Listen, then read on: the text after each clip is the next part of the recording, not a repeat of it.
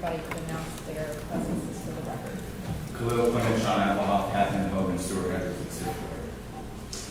Good afternoon, Your Honor. Attorney Frank Vieto, along with co-counsel Sabrina Puglisi, MS, on behalf of Ms. Clenney on the F-22-14137. Mr. Hedrick, are you chosen to join us? Voluntarily, perhaps. Yes, I will be probably coming in to work on parts of the case. Okay. All right. Judge, as a housekeeping matter, the deposition of Dr. Maricini, which is our medical examiner expert witness, was started yesterday. I was in trial, and Ms. Batamez was able to break away from her hearings to take part of that deposition. She had to leave again, so that deposition was not completed yesterday. We communicated with the state, and we did not disagree that they should be entitled to finish that deposition before we move forward on the defense's motion to dissolve Your Honor's pretrial detention order. We think that's appropriate. However, we want to schedule that. We offered to finish the depot today, but obviously they couldn't do it. So that just needs to be coordinated hopefully in the next week. But we'll work on that and contact your office ASAP to get that set. So that would leave the that portion of the case not for today, obviously subject to your Honor approving that. But I know Mr. Fascivillo still has his motions pending. Give me one moment. Was there anything else that was pending prior to where there were two experts you guys wanted to depose prior to that motion to be able to happen? Or? Yes, Judge, I believe there are certified questions that we will bring before Your Honor. We're going to file that motion, but we do need to finish this deposition before we move forward. So we are asking for the reset. Okay. Well, you guys go and get a date with Anna once we're done with the other motion, and we'll set up whenever you guys can set up. Okay? Thank you, Judge. So, Mr. Costadomo, let me turn then to your motion to intervene and quash. Yes, good afternoon, Your Honor. Jude Costadomo here on behalf of Kim and Deborah Clenney, who are present in the courtroom. We did file, as Your Honor indicated, our motion to intervene under the F-22-14137 case, which is obviously the threshold question before we get to anything more substantive. I'm sure Your Honor's read our motion. I'm happy to expound on it if you'd like. I have read it. I'll give you a couple minutes to expound on it if you'd like, and then I'd like to hear the state's response. Sure, Judge. Well, I know Your Honor pulled the rule is under Code Rule of Civil Procedure 1.230. Obviously, in the absence of a criminal rule procedure governing, we revert to the civil rules of procedure, not unlike, say, in a 3.220H deposition situation where it refers back to the civil rules. If Your Honor looks to the entirety of that motion and the rule to intervene, it's actually very, very broad. I think the exact language is that any party claiming to have an interest may move to intervene. I would proffer to the court that this goes well beyond a claim of an interest. I know at the last hearing, the state's position was that they were objecting to our intervention. Obviously, that was the first time it was raised. I don't know if they're maintaining that position. If the state's position is that our clients do not have an interest in 3 years of their personal iCloud data, I'm sure they can explain that to the court. If their position is that, yes, they do have an interest in it, which I think would be the ethical and genuine position, but that the state's interest trumps that, then I think we can move on to the second motion in our fun filled afternoon here together. But the reality is, judges, what we are seeking to intervene on behalf of is that under the homicide case, the state of Florida executed a search warrant. I'll reserve my commentary on that should we get to the second motion. That search warrant allowed the state of Florida to go through the personal iCloud accounts of 2 uncharged, unrelated to the homicide offense, non-defendants, private citizens outside of the state of Florida, starting from November of 2020, which is 2 2 years prior to the predicate offense to November of 2023, a year and a half after the predicate offense, with no limitation. So what the court has in its file right now are personal, medical, financial, spousal communications, attorney-client communications, all of which the state would very much like to go through. And those pieces of data belong to two parents who are, and I'm assuming the state will concede this point, but were not involved in the homicide offense, which by their own theory is a heat of passion, heat of the moment homicide. It is not premeditated, there's no financial component to it, and yet their seizure through this warrant of the Clenney parents' data is broad and vast, and it is very, very private. And we have an interest in that.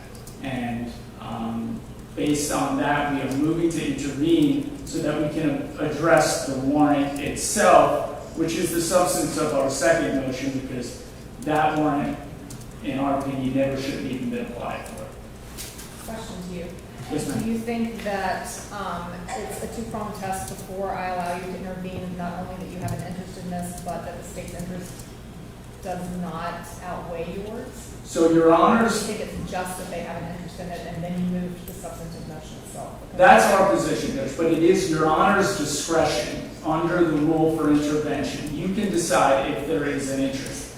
If Your Honor is going to address that second prong that you just mentioned, I am happy to address that. I don't know if that's Mr. Quennen's argument. I haven't discussed it with him. If the state is going to proffer that, hey, this is our case and we need to do what we need to do, and our interest in prosecuting this homicide trumps private citizens' privacy rights, so be it. I'll respond accordingly. Okay.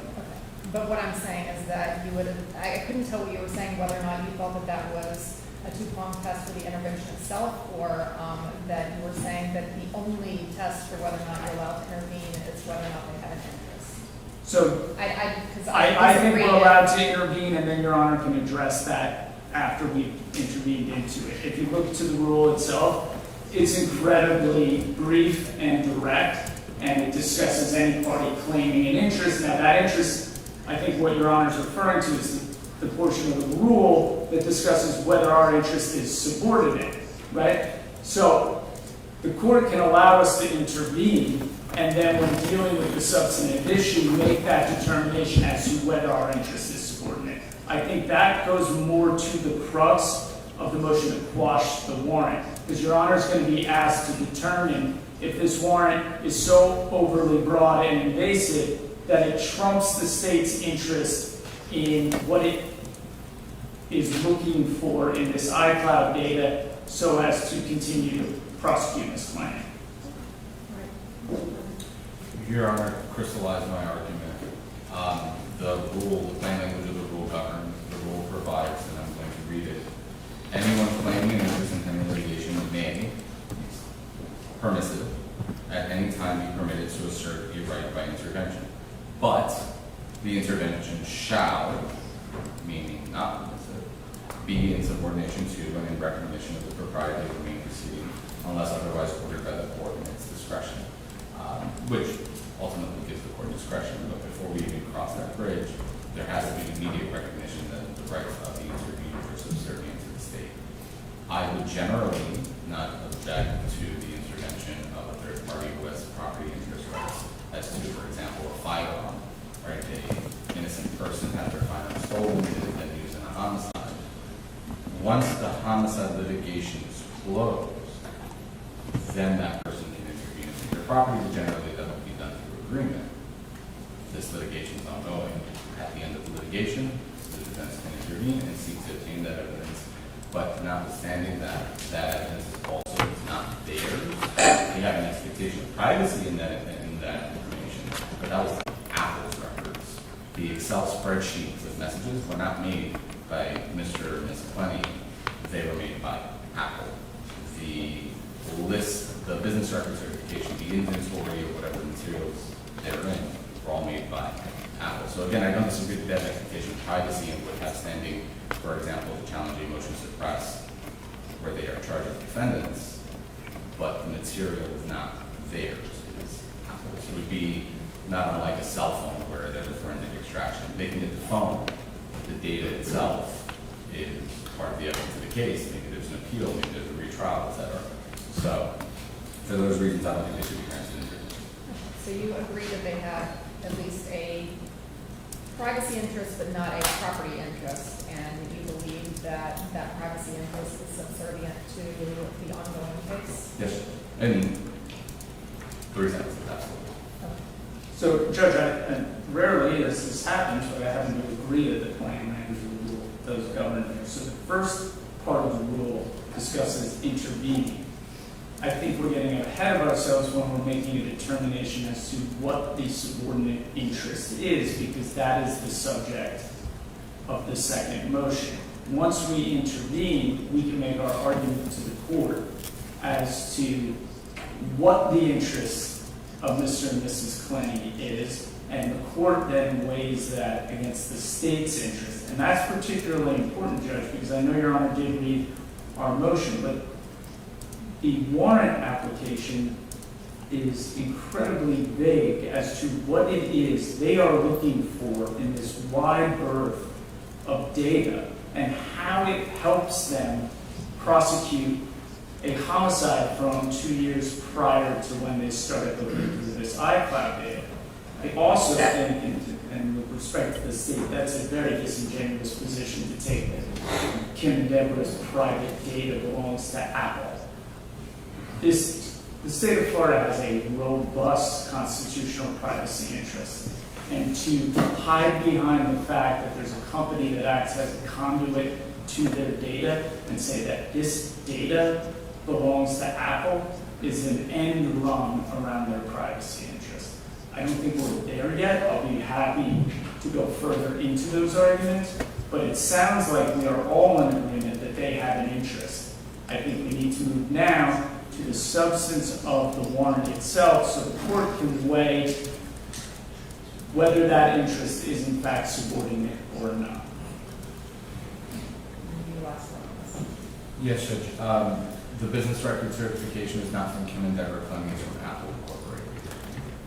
So, as it pertains to that aspect, the collateral part, and particularly the intervening part, is in this case quite literally before arraignment.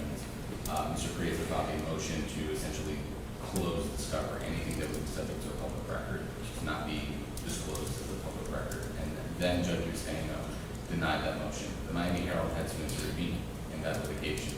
In that context, Ms. Clenney's right to privacy was not subordinate to the media and the public's rights. And honestly, the motion was too broad anyway.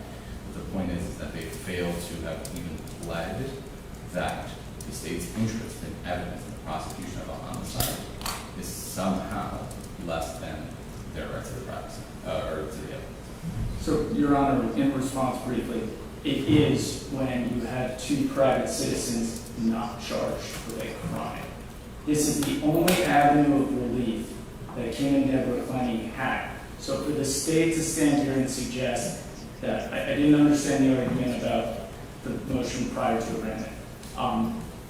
So I don't know if that was relevant, but to suggest that Apple owns this data to leave Kim and Deborah Clenney without remedy and the possibility of extreme prejudice to have a government agency go through the most private data for 3 years, I don't know how the state attorney's office stands here and makes that argument.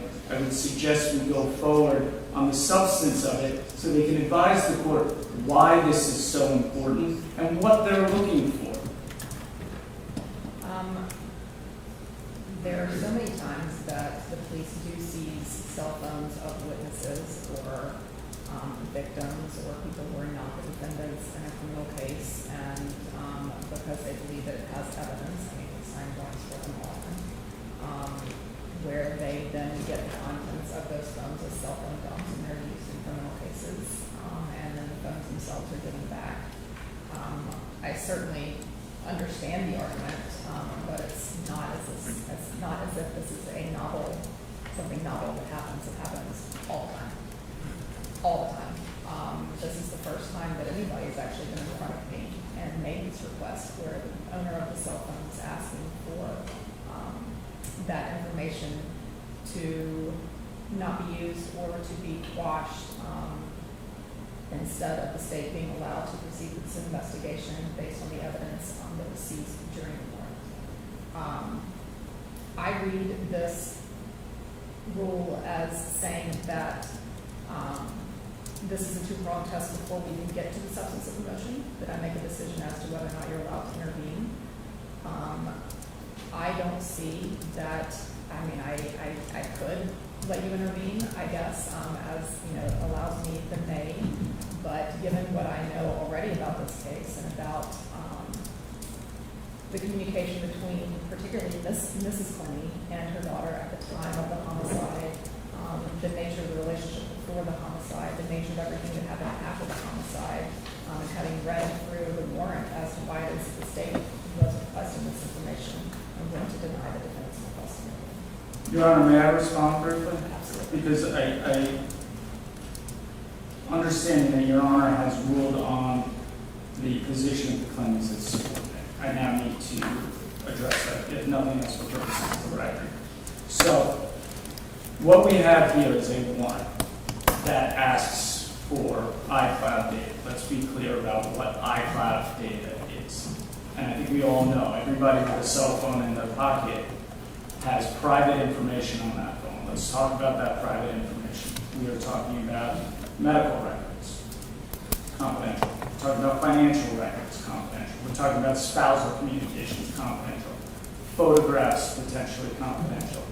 We know the state read attorney-client messages, confidential.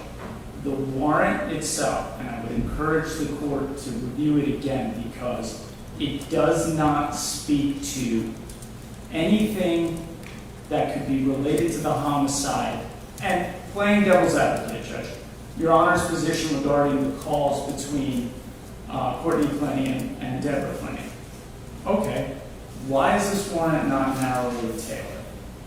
Why are we looking at private data that dates 2 years prior to, with no restriction in the warrant, Judge? There's no limitation.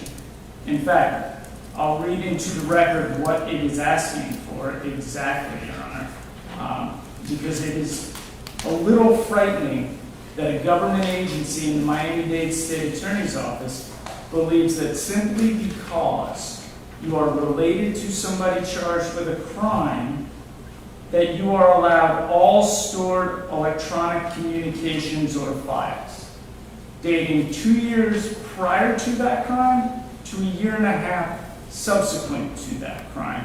Let's also keep in mind that the defendant herself was in custody from April of 2022, or from August of 2022, past when that warrant was then issued. She has no access to devices or communications with her parents. Why would they be allowed to see that? Simply because my clients are related to her? That's a very scary, slippery slope, Your Honor. Everybody in this courtroom who maybe knows somebody who was charged with a crime is now subject to the state attorney's search. That's what this warrant says. And that is a slippery slope that we are not inclined to go down. Where is the narrowly tailored warrant as required by statute? And that brings up the issue, Judge, that yes, we understand that this was presented to a judge. We're asking Your Honor to correct what we believe to be an error. Your Honor has the jurisdiction to do so. Previously, my colleague has, during hearings has mentioned his experience as a state attorney and his experience and what he's seen and what he knows. Mr. Clenney. So he's referenced that several times, Judge, and I take him at his word, and he does have significant experience in this courthouse. I've been in here 20 years, and the only thing I know is that I've been wrong before, and I will be wrong again. And anybody in this courtroom who's being honest will say the same. And You as well, Your Honor. The reason I say that, Judge, is because being wrong is not the problem. Not correcting it when you have the opportunity to do so is the problem. If Your Honor is inclined to allow this to stand, I would suggest that it be redrafted and tailored, because what the one area you referenced was the only thing, again, taking the position of the state attorney for a moment, is the only thing that could possibly be considered to have any relevance from that wide berth of massive amounts of private information. Florida respects and protects privacy. The state attorney's office drafted a warrant, which frankly, we don't think it should have been signed. I don't think it ever should have been applied for, because it is scary how broad it is and what it is asking for. And so Your Honor's reference to other witnesses and other victims who may have, just because they haven't asked for it back, doesn't mean they weren't entitled to it. So, Judge, I try to avoid doing this, but I am going to ask the court to reconsider its position. I think the sheer breadth of this warrant speaks to the fact that it is a fishing expedition, and it will create an irreparable prejudice to two private citizens who are now not charged for the crime, and open their private information up to be traced through by a government agency. That's not something we do. So Your Honor is sitting in the unenviable position of being able to correct that. Right, Mr. Clenney, I know that, that this argument is being made after the ruling, and we're now getting into a little bit of the substance of the warrant itself, but I would like you to actually respond. Sure, Judge. As it pertains to the beginning date of the warrant, it begins just like every other warrant on digital evidence in this case, with the beginning of the relationship with the defendant and the victim, at least as far as we can tell, which was November of 2020. The nature of this case, candidly, is the nature of the relationship, because there were only two persons in the one Murray's apartment at the time. One's dead and the other's a defendant. And so a significant portion of the case has clearly been identified through similar fact evidence in the nature of the relationship. That, frankly, was a lot of the break in the case as it pertains to Mr. Obumseli's phone records, his prediction of his own murder, the defendant slicing his lip on January 30th of 2022 in Miami, Florida, and telling him to enjoy the hospital, for example.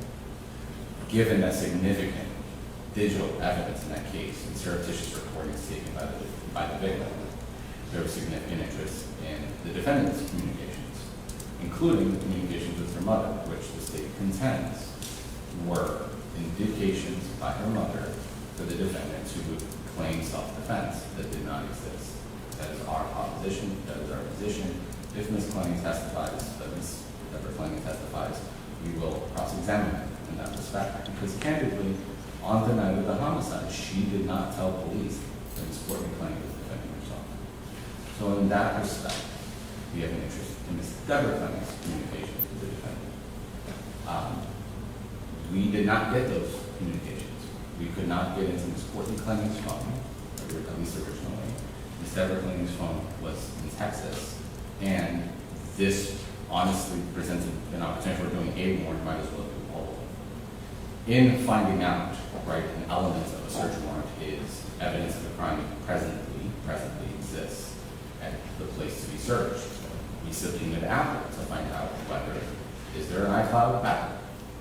And we discovered Ms. Courtney Clenney's accounts was commingled with Mr. Kim Clenney's accounts.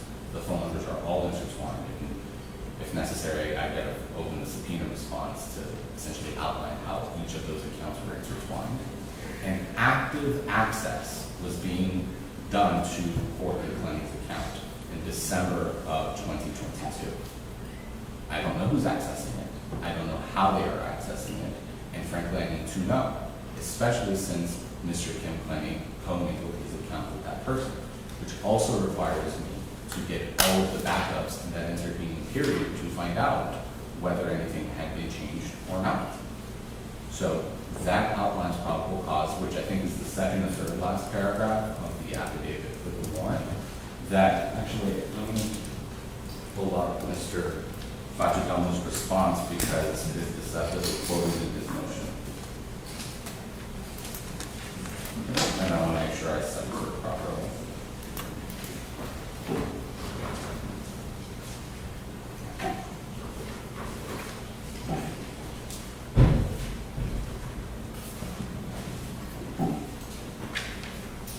So beginning on page 10 of Mr. Facicamo's motion, he begins quoting paragraphs of pertinence to Ms. Deborah Clenney's probable cause, and then intentionally omits portions. And I don't necessarily disagree that paragraph 11, 13, and 14 are not necessarily pertinent, but in the end of the conclusion here at page 11, Mr. Facicamo fails to quote page 11 at the top where it outlines specific probable causes to each of them.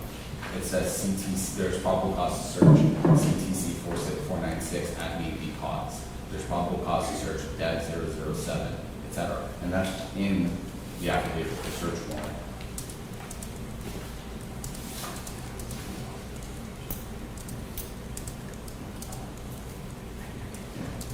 So if the court looks at the top of page 11, and in his motion he did not You're describe it. referring to the warrant The application? affidavit of the warrant. Okay, on page 11. Yes, ironically, both are page 11. Beginning accordingly based on totality of circumstances?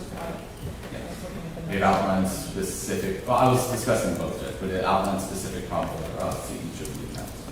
So that is all to say that I honestly have no idea what's on the records, despite the shots across the bow that we've read all of the messages. We ceased our review immediately upon finding Mr. Creates' message. So I don't know what is in there or not. The only thing I could, and if the court requires me to do so under oath, I will say, is the 4 months of messages from April 3rd of 2022 between Ms. Deborah Clenney until January of 2022. And then I did a word search. So I have no idea what else is in there. I don't know to the extent that it is in there. And I should also let the court know that we told Apple, that's plain in black and white in the warrant from November of 2020 to present. Apple provided every single text message Ms. Deborah Clenney sent since 2011.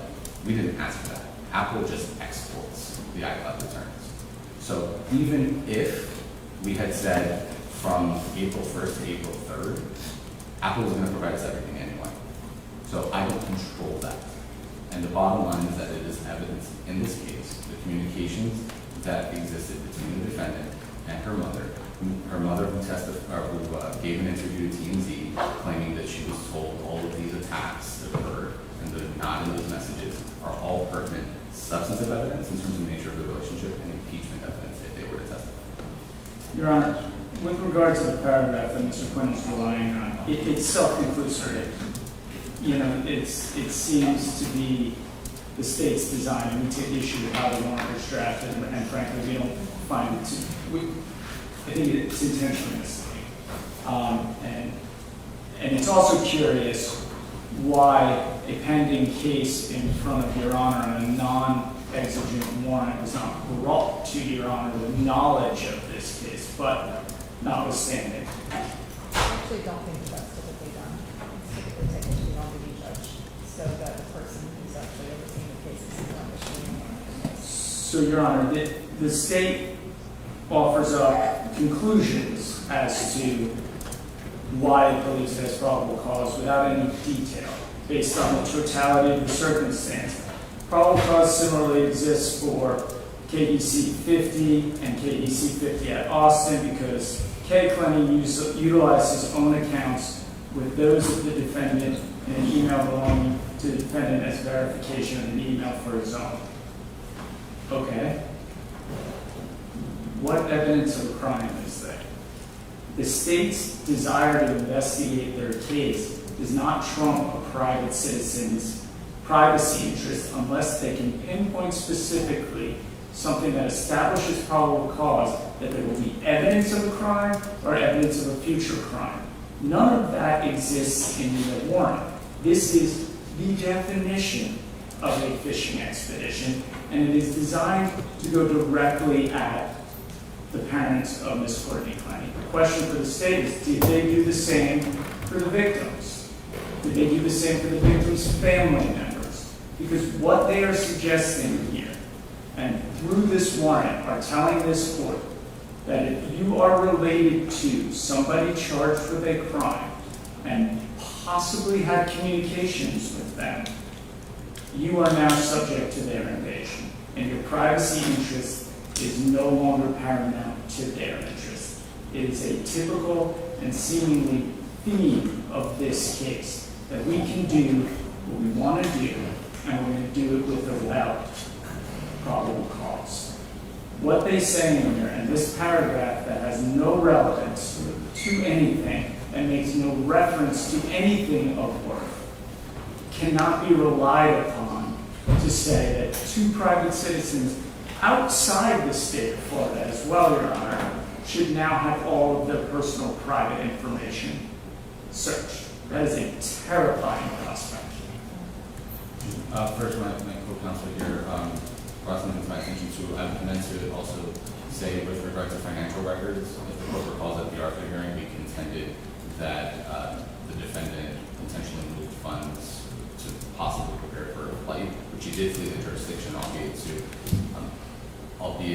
Hawaii. That was our contention, it still is our contention, and that kind of came out in cross-examination of Mr.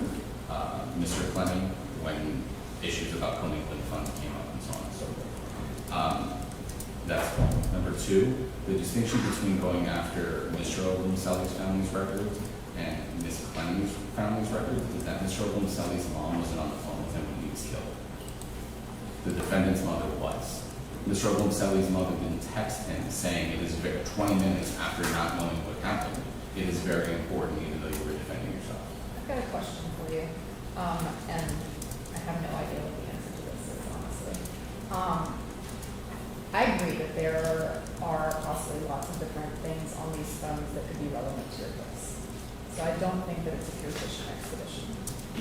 However, similar to anybody's phone, there are also lots of records on there that are not relevant to your case. And typically speaking, it is true that a lot of these warrants are not as narrowly tailored as they could be.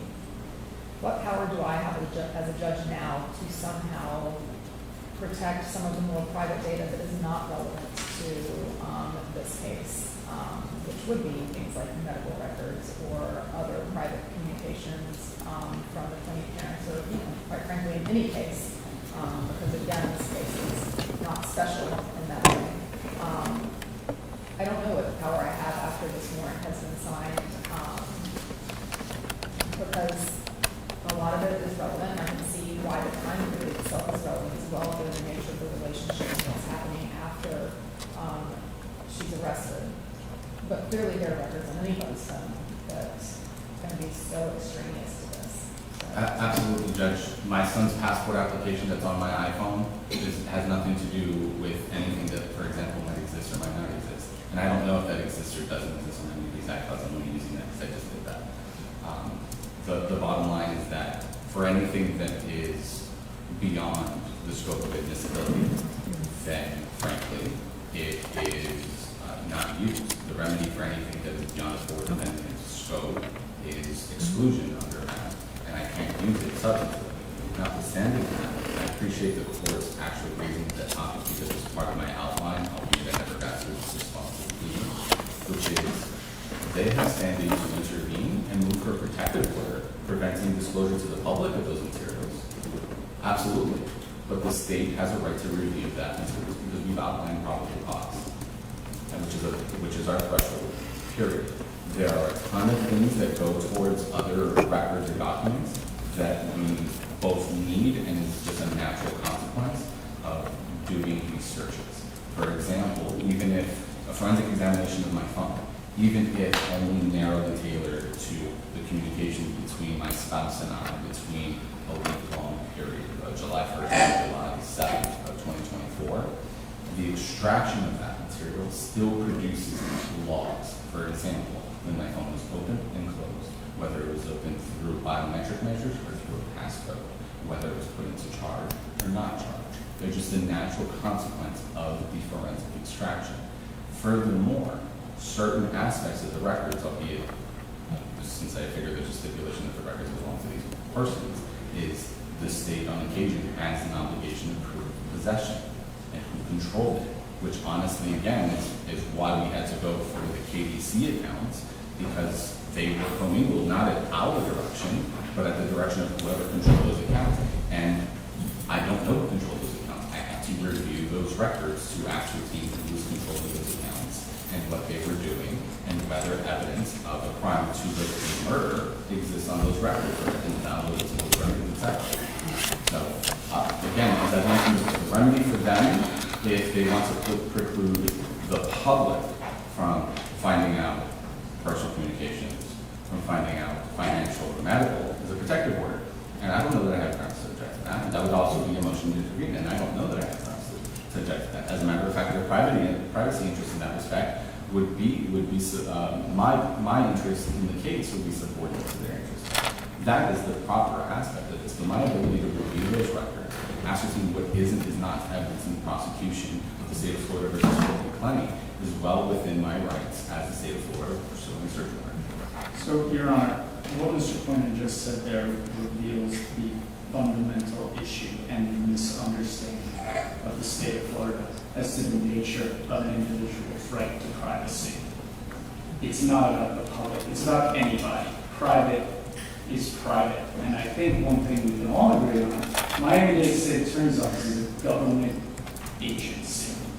It is a government agency that is looking to go through personal, private records of two people who are not charged with a crime, in the hopes that it may find some communication related to its case. Also, Mr. Quinn pointed out, and he's done it twice now, the conversations between Courtney and her mother around the time of the homicide. That actually is something that they may have an entitlement to, but that is nowhere near what they are asking for. They keep referencing that because they're hoping to bootstrap it to say, and that way we can get everything else. Also, the testimony of Mr. Clenney at an Arthur hearing regarding finances, there's no financial component to this offense.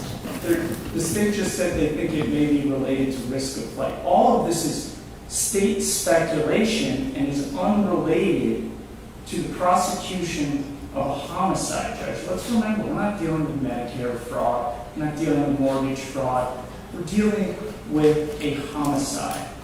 And to then say that private citizens' personal data needs to be reviewed by the state, and to suggest that us reviewing your personal data is not a breach of your privacy is wildly misguided. That's Judge, consciousness of guilt is direct evidence of the homicide. If the defendant's moving money to flee the jurisdiction, I'm sorry, Mr. Perdomo, but that's evidence in the homicide. I get to make that argument if I have evidence in that effect. But they went fishing for evidence that they had nothing to support that it existed, Judge.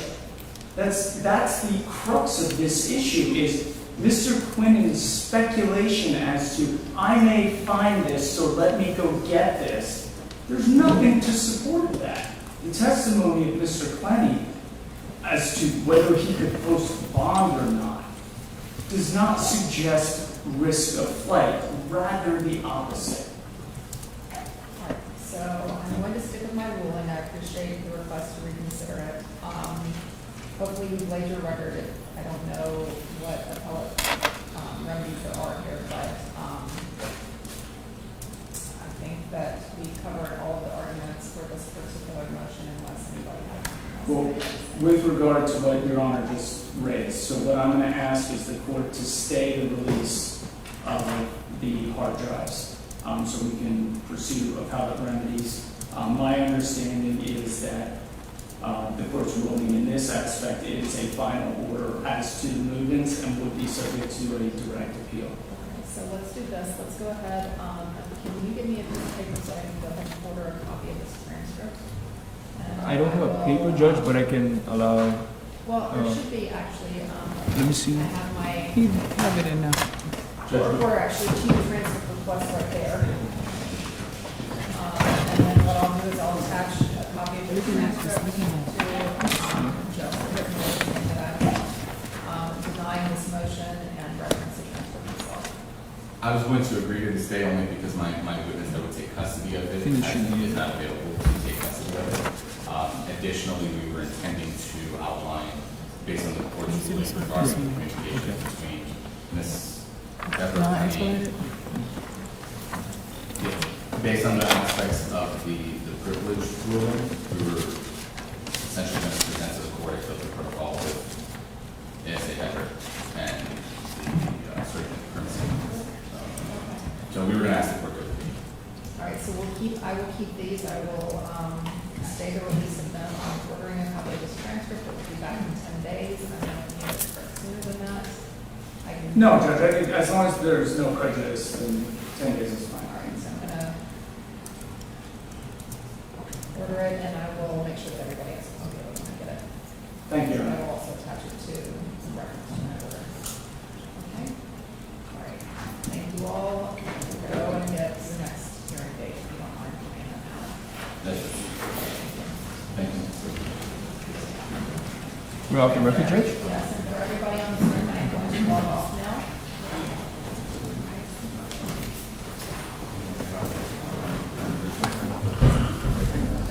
Easy peasy. Look, I don't have to leave it. I'm just leaving at 3.